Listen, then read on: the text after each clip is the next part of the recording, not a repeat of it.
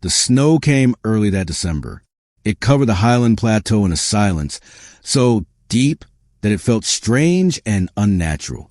Lieutenant Commander Jack Mason hid behind a boulder covered in frost. His breath made white clouds in the freezing cold air. The temperature was 23 degrees Fahrenheit. The wind was blowing hard at 30 miles per hour. It was getting harder to see by the minute. Command, this is Alpha 1. We are 2 kilometers from the target. The weather is getting bad very fast. Over. Static noise crackled in his earpiece before a voice answered. Alpha 1, this is Command. A storm is coming faster than we thought. You have a 4-hour window. Get in there, destroy the artillery position, and get out before you cannot see anything. How copy? Solid copy, Command. Mason looked back at his team. There were 12 operators who were hand-picked from the very best soldiers. They had been dropped off by helicopter at 3 o'clock in the morning. They had walked through mountain passes that would break most men. This was not their first winter mission, but something about this one felt different. Maybe it was the date, December 23rd. Most of them had families back home. Their families were gathering around Christmas trees, wrapping presents, and drinking eggnog by the fire.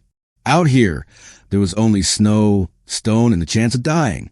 Sergeant Derek Lucas moved up beside him. His TC-3 .38 rifle was hanging across his back. The assistant sniper was solid and reliable. He was a veteran who had been on 3 deployments before. His breathing was calm and controlled even though they were high up in the mountains. Weather's gonna get really bad, boss, Lucas muttered while looking at the darkening sky. If we get caught in the open when that storm hits with full force. We will not, Mason said, even though he was worried too. We move fast, hit hard, and get out. No heroics. Behind them, Elena Ward adjusted the communications equipment strapped to her pack. She was officially a signal technician. She was 28 years old with a small build. Her movements were quick and precise. She had joined the team 6 months ago. She had transferred from another unit, and her records were sealed. Mason had tried to look at them once because he was curious, but they were locked behind classifications that even he could not access.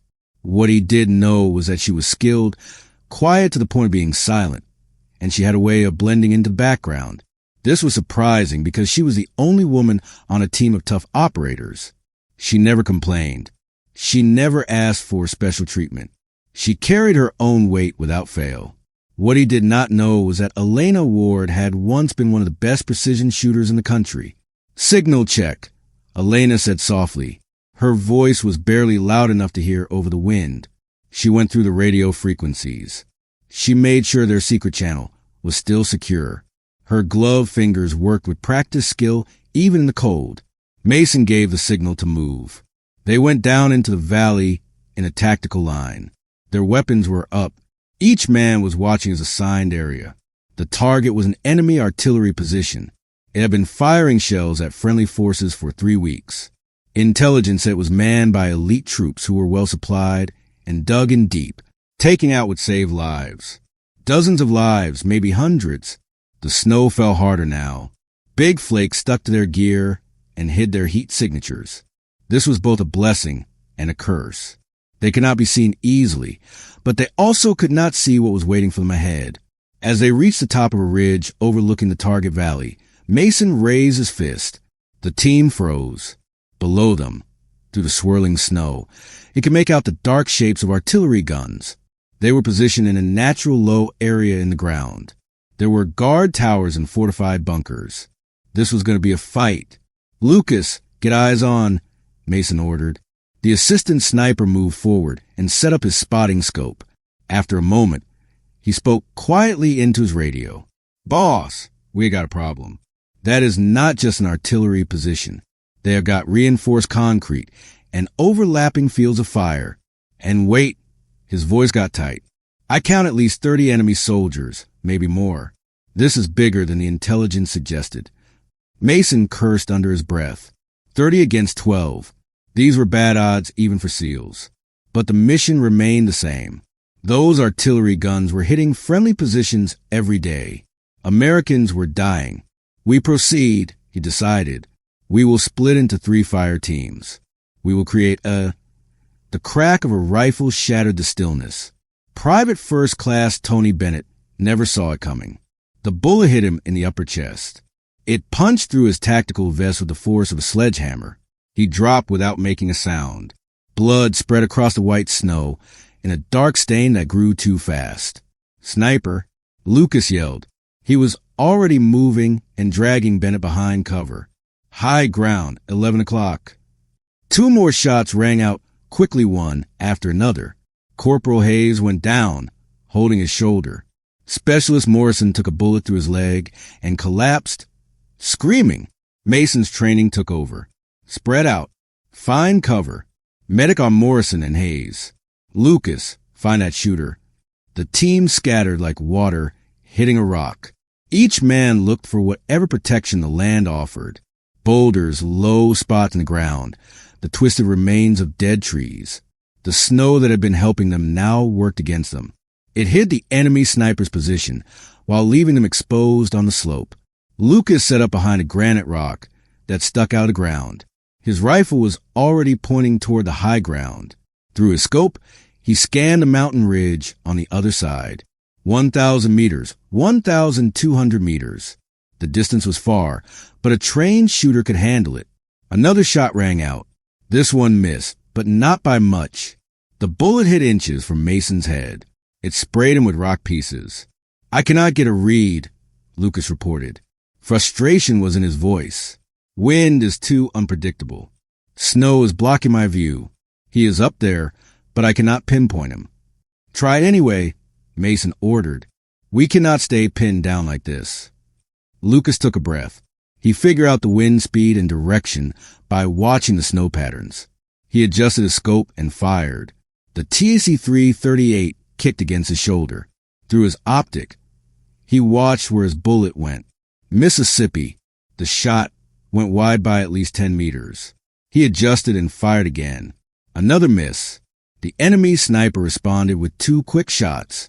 One hit Sergeant Willis in the leg. The other punched through the communications pack on Elena's back. It destroyed the radio equipment in a shower of sparks and plastic pieces. Elena hit the ground hard. The impact knocked the air out of her lungs. For a moment, she could not breathe. She could not think. Then her training kicked back in. She rolled into cover behind a snow-covered boulder. Her hands automatically checked for injuries. No blood. The pack had taken the hit. But without communications, they were cut off from command, from pickup, from any hope of help. "War, you hit?" Mason called. "Negative," she reported. Her voice was steady even though her heart was racing. "But comms are down. We are dark." Lucas fired 3 more times in quick succession. Each shot was carefully aimed. Each one failed to hit the target. The wind shifted in ways he could not predict. It would gust and then die down. This made accurate shooting nearly impossible. He was good, but the conditions were beyond his experience level. 8 shots fired, 8 misses, 3 men wounded, 1 very badly. The team's medic, Doc Martinez, worked frantically on Bennett. The private was still breathing, but his lung was collapsing. Martinez opened a chest seal kit. His gloved fingers were clumsy from the cold and the urgency. "Stay with me, Tony," Martinez muttered. "Come on, kid. Do not quit on me." Another shot from the enemy. Another near miss. Whoever was up there knew exactly what they were doing. Methodical, patient, professional. They were keeping the SEALs pinned down, hurting them slowly, waiting for the storm to get worse and finish the job. Mason tried to reach command on the backup radio. Nothing but static. The storm was interfering. Or maybe the damage to Elena's main radio had somehow messed up their entire communications network. Lucas fired his 9th shot. Mississippi 10th shot. Mississippi, I cannot hit him. Lucas slammed his fist against the rock. The conditions, I cannot compensate. 11th shot. Wide to the left. 12th shot. Too high. 13th shot. Low and to the right. Mason watched his assistant sniper miss again. He felt something cold settle in his stomach. Not fear. SEALs did not have room for fear, but calculation. Assessment. They were in serious trouble. 3 wounded, no communications. An enemy sniper they could not find or stop. A storm closing in. The artillery position below was now unimportant. Survival had become the main goal. He needed options. He needed a miracle. He needed a sniper who could make an impossible shot. The wind howled through the valley. It carried snow that cut like broken glass. Mason huddled behind his boulder. His mind raced through options. They could try to retreat, but the wounded would slow them down. The enemy sniper would pick them off one by one. They could try to attack the position, but that meant crossing open ground under fire. That would be suicide. Another shot cracked overhead. The enemy was patient. He was taking his time and making every bullet count. "Lucas," Mason shouted over the wind, "can you get a counter battery solution?" "Negative, boss. Every time I get a clear view, the wind shifts. I am shooting blind." Mason made a decision. It was desperate, but they were out of time. He pressed his radio button and broadcast on the team frequency. "Any snipers? Anyone with precision shooting experience? Identify yourself now." Silence. Just the wind and the heavy breathing of wounded men. Then, so quiet he almost missed it here, Mason turned. Elena Ward was crouched 15 feet away. She was pressed against her boulder. Her face was pale. Her eyes were fixed on something in the distance, or maybe on something in the past. "Ward," Mason said. He was not sure he had heard her correctly. She did not move. Her hands were clenched into fists. They were trembling, not from the cold. Lucas had heard it too. He stared at Elena with a look that was a mix of surprise and doubt. "You are a signals tech." "I was other things first," Elena said. Her voice was barely loud enough to hear. Another shot from the enemy. It hit close enough to spray Mason with snow. "Ward," he said carefully, "if you have relevant experience, now would be the time to share it." Elena finally looked at him. Her eyes were gray. He noticed the color of winter storms. "I was a competitive shooter at the national level. Then I enlisted. Sniper school, top of my class." She paused and swallowed hard. 3 years ago, I was on a winter operation in Afghanistan. I took a shot. The calculations were right, but I missed. A teammate died because I missed. Understanding appeared on Mason's face. "You transferred out. I cannot do it anymore. I cannot trust myself. So I requested reassignment to signals. Something useful. Something that would not get anyone killed if I made a mistake." Her jaw tightened. "That is what is in my SEAL file. My failure." Private Bennett coughed. It was a wet, rattling sound. Doc Martinez looked up. His expression was grim. "Commander, we are running out of time here." Mason looked from Bennett to Elena. A choice became clear. "Can you make this shot?" "I do not know. That is not good enough." Elena closed her eyes. She saw the past. Snow, mountains, a face she tried to forget. Ryan Collins, 24 years old, married, 2 kids. He had been her spotter, her friend. She had taken the shot. The wind had shifted at the last possible second. Ryan had stood up, thinking they were clear. And the enemy had. She opened her eyes. She looked at Bennett, bleeding in the snow, at Hayes and Morrison in pain, at her team, pinned down and helpless. "I can try," she said. Mason did not hesitate. "Lucas, give her your rifle." "Ward, you've got 1 shot. Make it count." Lucas stared at Mason for a long moment, then at Elena. She looked small, almost fragile against the backdrop of mountains and snow. But something in her eyes made him nod. He crawled over on his belly. The TAC-338 was cradled in his arms. "It is set up for 1,000 meters, he said as he passed the rifle. "I have been adjusting for wind, but I cannot get it right. The gusts are too unpredictable." Elena took the weapon. She felt its familiar weight. 32 pounds fully loaded. She had carried rifles like this through deserts and jungles, across city combat zones and mountain passes. The muscle memory was still there. It was buried under 3 years of deliberately trying to forget. "What is the distance to target?" she asked. Lucas had already calculated. Roughly 1,200 meters, maybe 1,300. Elena shook her head slowly. She had been watching the enemy's shooting pattern. She noticed the angle of incoming fire and the timing between shots. He is not at 1,200. He is farther, much farther. How do you know? The flight time, the drop.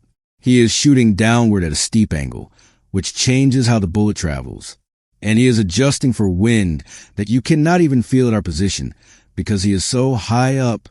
She paused and did calculations in her head. I would estimate 3,500 to 4,000 meters. Lucas's expression shifted from doubt to shock. That is impossible. No one can hit a target at 4,000 meters. Not in these conditions. He can, Elena said quietly, which means he is not just good. He is exceptional. She looked at Mason. Commander, whoever is up there is one of the best shooters in the world. The conditions do not matter to him. He is reading the wind at different heights. He is calculating the Coriolis effect. He is accounting for temperature differences. This is not luck. It is mastery. Mason felt ice settle deeper in his gut. Can you match him? Elena did not answer right away. She studied the mountain across from them. She watched snow patterns and the way the wind carved visible paths through the falling flakes. She pulled off her gloves despite the cold, laying them aside. Her bare hands, turned red by the freezing temperature, reached for the rifle. What are you doing? Lucas asked. I need to feel it, Elena said. The wind, the vibrations in the air. Gloves numb the sensation. She positioned herself behind a flat rock and used it as a rest. The rifle settled into her shoulder like it had never left. Her breathing slowed and deepened. She became very still. Through the scope, the world narrowed to a circle of magnified terrain. She scanned the ridgeline, searching for anything unusual. A shadow that did not match. A shape too geometric for nature. There, a slight darkness barely visible through the snow. A crack in the rocks. Perfect hiding spot. I have got a possible position, she reported. Northern ridge, approximately 4,200 meters out. 4,200? Lucas sounded like he could not believe it. Ward, that is beyond the effective range of, I know what it is. Elena interrupted gently. She was not being rude. She was thinking, calculating, remembering lessons learned in wind tunnels and on shooting ranges. Instructors had pushed her to understand the physics of long-range precision fire. Mason crouched beside her. Ward, I need honesty, not bravado. Can you make this shot? Elena's finger rested alongside the trigger guard, not on the trigger itself. Discipline. 3 years ago, I was shooting at 800 meters. Good conditions, daylight. I had all the time in the world, and I missed. My spotter died because I missed. She paused. But I have spent 3 years thinking about that shot, analyzing it, understanding where I went wrong. The wind shifted, and I did not account for the time lag between seeing the shift and the bullet's flight path. That does not answer my question. She turned to look at him. Mason saw something in her eyes that had not been there before. Not confidence exactly. Certainty. I can make this shot, Commander, but I need everyone to stay down. Complete silence. No movement. I need to feel the mountain breathe. Mason nodded once. He pressed his radio button. All units, stand by. Absolute stillness. Ward is taking the shot. The team froze. Even Bennett, fading in and out of consciousness, seemed to sense the moment's importance. Doc Martinez kept pressure on the wound, but did not move otherwise. Elena closed her eyes. She let her other senses expand. She felt the wind on her face, cold and sharp. She felt it shift direction. She felt it pause. The mountain had rhythms and patterns. The wind gusted every 7 to 8 seconds. It swirled through the valley, then settled briefly before the next gust. She opened her eyes and adjusted the scope. For 1,200 meters, she needed to account for bullet drop, wind drift at multiple heights, the Coriolis effect caused by the Earth's rotation, temperature differences affecting air density. The mathematics were complex, but they flowed through her mind like water. Elevation 28 degrees. Wind currently gusting northeast at 35 miles per hour, but dropping to 20 in the calm moments. Temperature 23 degrees Fahrenheit. Humidity high because of snow. Bullet weight 300 grains. Muzzle velocity 2,800 feet per second. She adjusted the scope one final time. She dialed at an elevation that Lucas would have thought was crazy. The crosshairs settled on a point that seemed impossibly high above the target. Wind shift in 8 seconds, she whispered. No one spoke. No one breathed. Elena waited. 7 seconds. 6. 5. The wind howled through the valley. It plastered snow against her face. 4. 3. 2. The gust died. The air settled. 1 second of relative calm. Elena's finger moved from the guard to the trigger. Smooth, steady pressure. No jerking, no anticipation. The TAC-338 roared. The recoil drove into Elena's shoulder. It felt familiar and grounding. Through the scope, she watched the path of her bullet. It climbed high into the gray sky. It arced through falling snow. It rose above the valley like a message sent to the heavens. 5 seconds of flight time at that distance. Maybe 6. The world held its breath. Elena did not move. Her eyes stayed pressed to the scope. She watched the distant crack in the rocks. The snow made it hard to see details, but she had made this shot 1,000 times in her mind over the past 3 years. Every night before sleep, she had gone back to that failed shot in Afghanistan. She had recalculated it. She had understood where she had gone wrong. She had not been wrong about the wind. She had been wrong about the timing. 6 seconds passed. 7. Then, through the falling snow, she saw it. A barely visible flash. Not muzzle flash. Something else. Movement. A figure stumbling backward from the crack in the rocks. Arms waving wildly. And then nothing. Elena kept watching for another 10 seconds. Her breathing was still controlled. Her finger was still on the trigger guard. No more movement from the enemy position. No more shots coming in. Target down, she said quietly. For a moment, no one reacted. Then Lucas scrambled to his spotting scope. He swung it toward the ridge. He scanned the position where Elena had been aiming, searching for proof. When he spoke, his voice was filled with something close to amazement. Confirmed. I have got a heat signature. Man-sized. Not moving. It is in the exact position where he paused. Holy cow, Ward. That was 4,200 meters in a snowstorm with changing winds. Mason exhaled. It was a breath he had not realized he was holding. Ward, that was... But Elena was not listening. The rifle slipped from her hands as she collapsed back against the boulder. Her legs were suddenly unable to hold her up. She pressed her palms against her face. And Mason realized she was crying. Not from pain or fear. From release. 3 years of guilt. 3 years of carrying the weight of Ryan Collins's death. 3 years of running from what she was. From what she could do. And in one shot, in one perfect moment of calculation and courage, she found something she thought was lost forever. Forgiveness. Lucas handed her back her gloves. You should have told us, he said. He was not accusing her. He was just stating a fact. I could not, Elena managed to say. I could not trust myself. You just made the longest confirmed kill shot I have ever witnessed, Lucas said. In impossible conditions against an elite opponent. I would say you can trust yourself just fine. Mason crouched beside her. Can you stand? We need to move. Without that sniper, we can complete the mission or get out of here. But either way, we cannot stay here. Elena nodded. She pulled herself together. She forced her legs to become steady. She forced her breathing to become normal. Around them, the team was already getting ready to move. Doc Martinez had stabilized Bennett enough to carry him.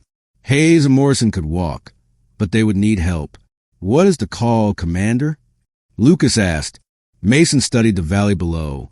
The artillery position was still there. It was still vulnerable. But he had 3 wounded men and a team that had been through a terrible experience. The smart choice was to get out of there. Then he looked at Elena. He saw her standing straight despite everything. He saw Lucas checking his ammunition.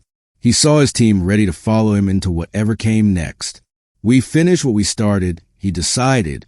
We did not come all this way to turn back now. Ward, you are our Overwatch. Can you handle that? Elena picked up the TAC-338. She checked the chamber and nodded. I have got you covered, Commander. And for the first time in 3 years, she believed it. The team split into 2 groups. 4 men would stay and provide security for the wounded at their current position. The remaining 7, including Mason, Lucas, and Elena, would carry out a fast attack on the artillery placement. Elena set up an overwatch position on a rocky ledge. From there, she had clear views of the valley below. She could cover the assault team as they approached. She could shoot at any threats that came out of the fortified positions. Alpha team moving. Mason reported over the radio. Elena followed them through her scope. 7 figures moved through the snow in a tactical formation. Their weapons were up. Each man was covering his assigned area. They went down into the valley using available cover. They moved when the wind gusted and froze when it died down. They understood that sound travels differently in cold air. The enemy had not reacted yet to their sniper's death. Either they did not know or they were waiting. Elena scanned the guard towers, the bunker entrances, and the spaces between the artillery guns. Thermal imaging through her scope showed heat signatures inside the structures. Armed men who were alert and ready. "I have got eyes on multiple hostiles," she reported. "Guard towers, 2 in the north, 3 in the south. Bunker entrance has at least 6 more. Stay low on your approach." Mason acknowledged with 2 clicks of his radio. The assault team reached the outer edge of the artillery position. There was a chain-link fence topped with razor wire. Lucas pulled out bolt cutters and went to work while the others provided security. The metal snapped with sound that seemed incredibly loud despite the wind. Movement in the northern guard tower. A figure turning toward the fence. Elena did not hesitate. The scope settled on the guard center mass. She adjusted for the 1,500-meter distance. She accounted for the downward angle. She squeezed the trigger. The guard dropped without making a sound. "Northern tower clear," she reported. Lucas finished cutting the fence. The team slipped through. They spread out among the artillery pieces. These were heavy guns. Soviet-era 152mm howitzers that had been shelling coalition positions for weeks. Up close, they were massive and intimidating pieces of machinery. They were designed for one purpose: destruction. Specialist Chen moved to the first gun. He placed a thermite charge on the breech. Detonation cord ran to a central point where Mason would set off all the charges at the same time. Fast, efficient, and permanent. Then the alarm sounded. A loud horn split the air. It was harsh and urgent. Floodlights snapped on. They lit up the compound in bright white light. Men poured from the bunkers with weapons ready. They were shouting in a language Elena did not understand, but the meaning was clear. Intruders. Threat. Attack. The gunfight erupted with sudden, brutal intensity. Mason's team fired back. They took cover behind the artillery pieces. Muzzle flashes lit the falling snow like strobe lights. Bullets sparked off metal. They thudded into sandbags. They whistled through the air. Elena went to work. Through her scope, she identified targets one by one. A gunner setting up a machine gun position. One shot. He collapsed. 2 men trying to sneak around Mason's position from the left. 2 shots. Both down. An officer coming out of the command bunker, shouting orders. 1 shot. Silence. Her shooting was mechanical, efficient, and without emotion. This was what she had been trained for. This was what she was good at. Each shot saved lives. Each target she eliminated meant her team had a better chance of surviving. Charges set, Chen reported. Alpha team withdraw, Mason ordered. The SEALs pulled back in tactical bounds. They leapfrogged their retreat. 2 men provided covering fire while the others moved. Then they switched roles. It was discipline under fire, done perfectly despite the chaos. Elena shifted her fire. She shot at anyone who tried to chase them. She had gone through 2 magazines. 40 rounds used. Her shoulder ached from the recoil, but her hand stayed steady. The rifle had become an extension of herself, precise and deadly. The team reached the cut fence. They went through it and back into the snow-covered terrain beyond the compound. They were running now. Distance was their only friend. Mason triggered the charges. The explosions happened all at once. 5 thermite charges burned at temperatures hot enough to melt steel. The artillery pieces glowed orange, then white. Their barrels sagged. Their firing mechanisms fused into useless lumps of metal. Secondary explosions followed as stored ammunition cooked off. Shells tumbled across the compound in spectacular blasts. Mission accomplished, Mason said. He watched the destruction from 200 meters away. Now let's get out of here. Elena came down from her overwatch position. She met the team as they regrouped. They linked up with the security group. They picked up their wounded. They began the long walk back toward the pickup point. Behind them, the artillery position burned. It sent a pillar of smoke and flame into the snowy sky. Ahead, the storm got stronger, but they pushed through it. They knew that each step brought them closer to safety. And Elena Ward walked among them. She was no longer just a signal technician trying to hide from her past. She was what she had always been, what she had been afraid to admit. She was a warrior, and she had finally come home. They reached the extraction point at 11 o'clock at night on December 23rd. The helicopters were waiting. Their rotors were already spinning. Crews were ready to load the injured and get the team out before the weather became impossible to fly in. Bennett was loaded first. He was still unconscious, but stable. Doc Martinez climbed in beside him. He refused to leave his patient. Hayes and Morrison followed. Both were walking on their own despite their wounds. The rest of the team got on board. They were exhausted, cold but alive. Elena was the last to get on. She paused at the ramp. She looked back at the mountains disappearing into the storm. Somewhere up there, on a ridge at 4,200 meters, was a man she had never met. She had never seen him clearly. She had never known him.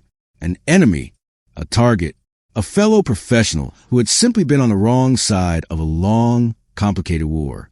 She wondered if he had a family. She wondered if someone would miss him. She wondered if he had been thinking of home when her bullet found him. Then Lucas's hand appeared. He was offering to help pull her up into the helicopter. She took it and climbed aboard. The door gunner sealed the ramp behind her. The flight back to base took 90 minutes. The helicopter fought wind and snow the entire way. The crew chief passed out hot coffee in thermoses. The team drank it gratefully. They warmed their frozen hands around the metal containers. Mason sat beside Elena. His voice was barely loud enough to hear over the rotor noise. That shot you made, 4,200 meters. I am going to need to write it up in the after-action report. I would prefer you did not, Elena said. Why not? That was legendary. It might be the longest confirmed combat kill in history. She shook her head. Because I do not need to be a legend. I just needed to know I could do it again. That I had not lost. She trailed off, searching for the right word. Myself. Mason understood. He had seen soldiers lose themselves after failures, after losses, after too many hard missions in too many hard places. Some never found their way back. For what it is worth, he said, you saved all of us today. Bennett would not have made it if that sniper had kept us pinned down. Neither would Hayes or Morrison. We would all be dead or captured. You gave us the chance to fight. I just did my job, Elena said. No. Lucas interrupted from across the cabin. He had been listening. You did your old job, the one you were meant for. The question is, what happens now? Are you going back to signals? Or are you ready to admit you belong behind a rifle? Elena looked down at her hands. They were blistered from the cold. They were stiff and aching. But they had been steady when it mattered. I do not know, she admitted. 3 years ago, I would have said being a sniper was everything I wanted. Now I am not sure what I want.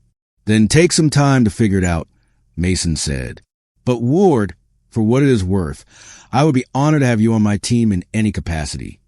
The helicopter touched down at 12:45 in the morning on December 24th. Christmas Eve. The base was quiet. Most people were already asleep. Those who were awake watched the team get off the helicopter with a professional detachment of soldiers who had seen too many missions come and go. But the medical staff rushed forward for the wounded. Elena saw genuine relief on their faces when they confirmed all the injured were stable and expected to fully recover. After the debriefing, after cleaning the weapons, after the endless paperwork that followed every combat operation, Elena found herself alone in her room. It was 3 o'clock in the morning. Christmas morning, technically. Through the small window, she could see snow still falling. It was gentler now, almost peaceful. On her bed, someone had left a small package wrapped in brown paper. No card, no name. She opened it carefully. Inside was a patch. Not an official military patch, but something handmade. It showed a mountain shape with a single star above it. There were stitched numbers. 4200M. It was probably Lucas's handiwork. Or maybe it was a gift from the whole team. A way of saying, we saw what you did. We know what it cost you. We are proud of you. Elena held the patch. And for the second time that day, she cried. Not from guilt this time. From gratitude. From relief. From the strange, bittersweet realization that sometimes you have to lose yourself completely before you can find your way back. She attached the patch to her gear bag. Then she lay back on her bed and closed her eyes. Tomorrow would bring new questions, new decisions about her future. But tonight, on this Christmas morning, in a war zone halfway around the world from home, Elena Ward was at peace. She had taken an impossible shot and made it. She had faced her demons and survived. She had proven to herself that she was still a warrior, still capable, still deserving of a uniform she wore.